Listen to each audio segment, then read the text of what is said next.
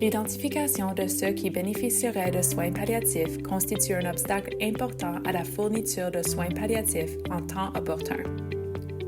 Comment automatiser l'identification en temps opportun des patients qui pourraient bénéficier de soins palliatifs? Notre équipe a développé l'outil HOMR, ou mHOMR en abrégé, de l'anglais Hospital Patient One Year Mortality Risk. Cet outil utilise des données disponibles à l'admission à l'hôpital pour prédire le risque de décès au cours de l'année suivante. Nous travaillons avec les hôpitaux pour développer un plan de mise en œuvre sur mesure en 4 phases. Premièrement, nous effectuons une évaluation des besoins. Nous créons une équipe de mise en œuvre dans chaque hôpital et évaluons les ressources et les besoins avec des groupes de discussion. Ensuite, nous intégrons l'outil HOMR dans le dossier médical électronique. Nous déterminons la logistique technique et nous travaillons avec les formateurs de cliniciens pour former le personnel à l'outil HOMR. Nous testons ensuite l'outil et il est opérationnel, ce qui signifie qu'il identifie activement les patients qui présentent un risque accru de décès au cours de l'année suivante. Nous procédons à l'examen des dossiers et à des entrevues pour voir si l'outil HOMR fait réellement une différence. Enfin, nous partageons l'apprentissage entre les sites afin d'identifier les meilleures pratiques d'intégration. Lorsqu'un patient est signalé par l'outil HOMR, les cliniciens sont invités à faire 3 choses. Premièrement, procéder à une évaluation des symptômes. Deuxièmement, procéder à une évaluation de la planification préalable des soins. Et troisièmement, répondre aux besoins palliatifs non satisfaits. L'outil HOMR est précis et acceptable pour les patients et les prestataires de soins.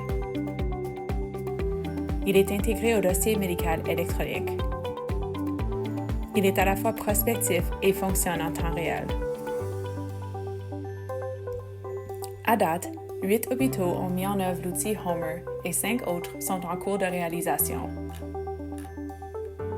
Les données provenant de 6 sites montrent qu'avant la mise en œuvre du système HOMR, 68% des patients avaient une évaluation documentée de leurs symptômes. Après la mise en œuvre, ce chiffre est monté à 85% des patients. Les données des 6 mêmes sites montrent qu'avant la mise en œuvre du système HOMR, 28% des patients se sont engagés dans une planification préalable des soins. Après la mise en œuvre, ce chiffre est passé à 53%. Nos résultats montrent que l'outil a augmenté de manière significative la proportion de patients qui ont bénéficié d'une évaluation des symptômes, d'une évaluation de la planification préalable des soins et d'une discussion sur les objectifs des soins. Il est intéressant de noter que plus de 55% des patients HOMR qui ont rempli une évaluation des symptômes présentaient un symptôme grave et non contrôlé. Cela suggère que l'outil nous aide à identifier des souffrances qui n'étaient pas reconnues auparavant. Après la mise en œuvre, un nombre significativement moins élevé de patients HOMR sont décédés à l'hôpital. En outre, un nombre plus élevé de patients HOMR sont allés dans une maison de soins de longue durée ou dans un établissement de soins contenus tel qu'une unité de soins palliatifs.